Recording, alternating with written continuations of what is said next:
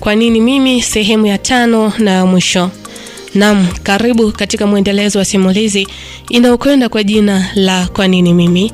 Anayetusimulia kisa hiki ni mwanamke anayefahamika kwa jina la Amina. Ni mambo mengi ambayo ameyapitia katika safari ya maisha yake. Huenda kuna kitu anataka kujifunza kupitia yeye. Mtunzi na msimuliaji wa simulizi hii ni mimi, Faraja Simkwai. Unaweza kunipata katika mitandao ya kijamii, Facebook, Instagram, TikTok pamoja na YouTube. Napatikana kama Faraja Simkwai. Sehemu iliyopita tulishia pale ambapo mamake Amina tayari ameshaanza kuona utofauti kwa mtoto wake. Mtoto wake Amina amemwona ni mtu wa kujitenga, ni mtu wa kulala hovyo. Lakini Amina naye ameanza kuwa na mashaka kwa sababu pindi alipolala katika ulimwengu wa ndoto, aliota kwamba mwanaume yule wa ndotoni alikuwa anahitaji mtoto wa pili. Na ili Amina aweze kuishi katika ulimwengu wa ndotoni, alitakiwa afe. Ndipo Amina kitendo hicho kilichomshtua sana, na mwanaume yule alizidi kusisitiza kwamba anahitaji Amina aende katika familia yake. Amechoka kila siku kwa anamsubiri. Kila muda Amina anaenda kwao na kurudi. Amina anasema kwenda nyumbani ni ile ninavyoamka, ndipo mwanaume yule anamaanisha kwamba anakuwa anaenda nyumbani, na kurudi ni pindi pale ambapo ninakuwa nalala. Basi mama yangu aliponiuliza, Amina anasema ndipo nilipoanza kumwelekeza kuanzia mwanzo wa ndoto yangu hadi mpaka wakati huu ambao nimefikia. Lakini kitu kingine ambacho kilimwogopesha zaidi mama yangu ni kitendo cha kumwambia kwamba mwanaume yule anataka niende nikaishi naye, na ili nikaishi naye ni lazima nife. Amina anasema ndipo alipoamua kwanza kumweleza mama yake mwanzo wa ndoto yake mpaka hapo alipofikia. Na kingine kitu kilichomwogopesha zaidi ni yule mwanaume wa ndotoni. Alisema kwamba anatakiwa aende akaishi naye huko ndotoni, na ili aende kuishi naye ni lazima afe kwanza katika ulimwengu wa kawaida ili awe huru kwenda kuishi katika ulimwengu wa ndotoni. Lakini kitu kingine ambacho mwanaume yule wa ndotoni alikuwa anasisitiza ni kwamba Amina anatakiwa kumzalia mtoto wa pili. Amina anasema nilikumbuka ujauzito wa yule mtoto wa kwanza, kwani ndio nilikuwa nimebeba ujauzito ndotoni, lakini katika maisha ya kawaida nilikuwa ni kama mtu ambaye nimebeba ujauzito katika maisha ya kweli, hali ambayo ilizidi kunichanganya, nilizidi kuchanganyikiwa, na kitu kibaya zaidi nilikumbuka mpaka uchungu. Ndio nilikuwa najifungua ndotoni, lakini katika maisha ya kawaida mwili wangu nilijisi ni uchungu wa hali halisi, nilihisi uchungu wa ukweli. Na baada ya kujifungua mtoto ule, mwili wangu nilihisi ni kama mama ambaye ametoka kujifungua, lakini kidogo kidogo nikaanza kuzoea. Ndipo mama Amina baada ya kusikia historia ya mtoto wake, ndipo mama Amina alipochanganyikiwa, akasema kwamba Amina, wewe hauko mzima, umeolewa na jini mahaba. Huo sio ulimwengu wa ndotoni, bali wewe unaenda kuishi kwa majini. Ndipo Amina aliposhtuka, akasema mimi naenda kuishi kwa majini? Hapana mama, haiwezekani.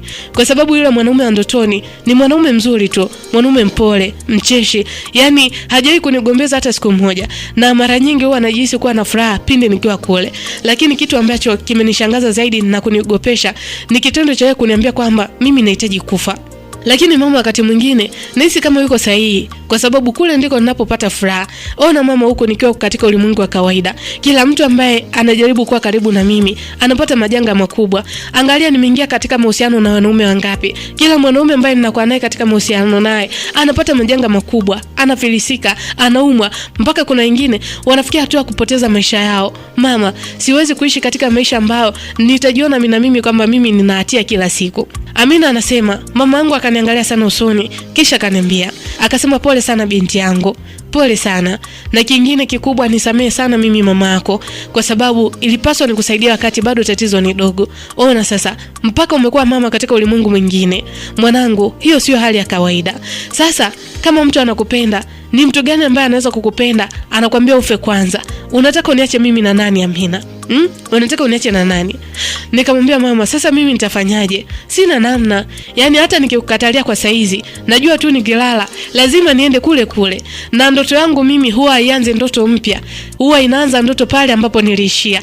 Kama jana nilishia nafua nguo, basi hata leo nikilala na lazima nitaamka nikiwa naendelea kufua nguo zile za jana. Kama tulishia katika maongezi na yule mwanaume, basi nikilala ni lazima nitarudia nikiwa na maongezi na yule mwanaume. Mama, nitamkwepa vipi huyu mwanaume? Na yeye kama ameniambia njia pekee ya kuweza kufa, basi anajua njia ya mimi kuniua. Nitafanyaje mama? Niko njia panda. Hakuna mtu ambaye anaweza kunisaidia. Ni nani ambaye atabeba tatizo langu?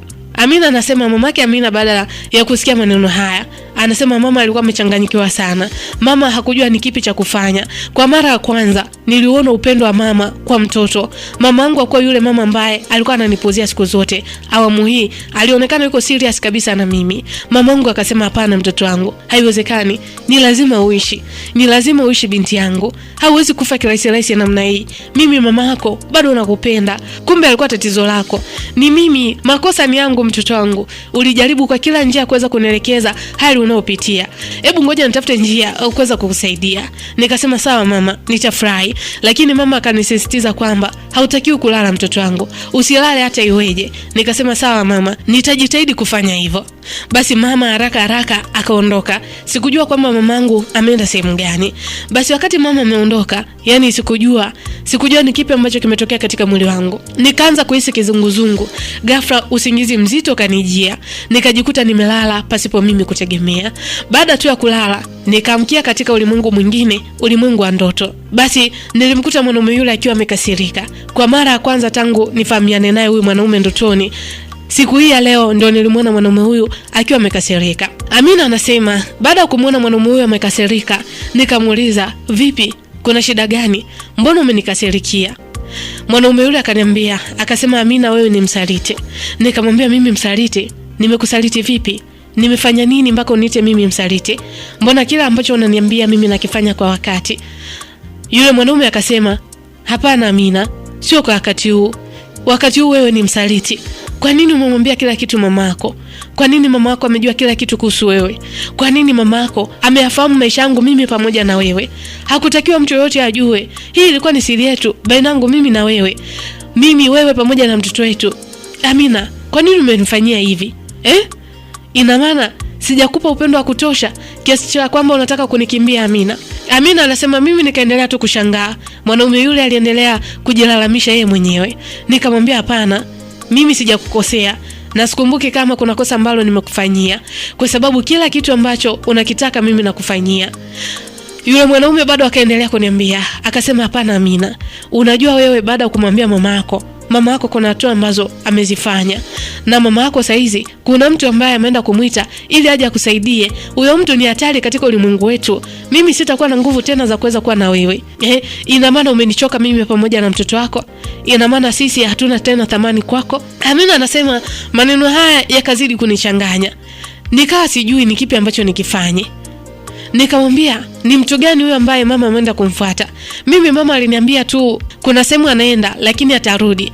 Lakini kitu alichonisisitiza ni kwamba nisilale." Yule mwanaume akasema, "Ndio, amesema usilale. Amesema usilale ni kwa sababu alijua utakuja huku. Amina, naomba tufanye kitu cha haraka kabla mamako hajafika hapo nyumbani kwenu." Nikamwambia, "Kitu cha haraka? Kitu gani?" Yule mwanaume akasema, "Amina, tunatakiwa kukimbia. Tunatakiwa kutoroka kutoka hapa, twende katika ulimwengu mwingine, ulimwengu ambao tutaishi mimi na wewe pamoja na mtoto wetu, ulimwengu ambao tutatengeneza familia yetu, yani inamaanisha ulimwengu ambao hakuna mtu yote mwingine ambaye anaweza kutubugudhi. Naomba unielewe Amina, naomba tufanye haraka." Amina anasema bado nikaendelea kushangaa. Nikasema, "Kwani kuna ulimwengu mwingine zaidi ya huu hapa? Ulimwengu wa kawaida, ulimwengu wa ndotoni, na ulimwengu gani huu ambao unataka niondoke?"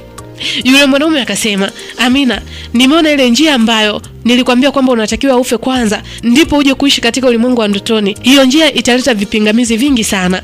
Kwa hiyo ninachokuomba, naomba kubaliane na mimi. Naomba mchukue mtoto tuondoke." Nikasema, "Sawa, kwani hiyo sehemu tutakuwa tuko salama?" Yule mwanaume akasema, "Ndio, hiyo sehemu tutakuwa tuko salama. Ni sehemu ya kawaida. Ni kama dunia tu ya kawaida uliotoka. Kuna watu wanaendelea na shughuli zao. Yaani kila kitu ambacho kinaendelea katika dunia yenu, hata huko ambako tunaenda, vitu hivyo vinaendelea." Basi Amina anaendelea kusema, anasema mwanaume yule alitumia maneno mengi sana kwa ajili ya kuweza kunishawishi. Nikajikuta nimekubali kuweza kutoroka na yule mwanaume. Basi moja kwa moja nikamchukua mtoto na kumbeba mgongoni, nikawa naondoka. Mwanaume yule alikuwa yuko mbele na mimi nilikuwa niko nyuma pamoja na mtoto wangu.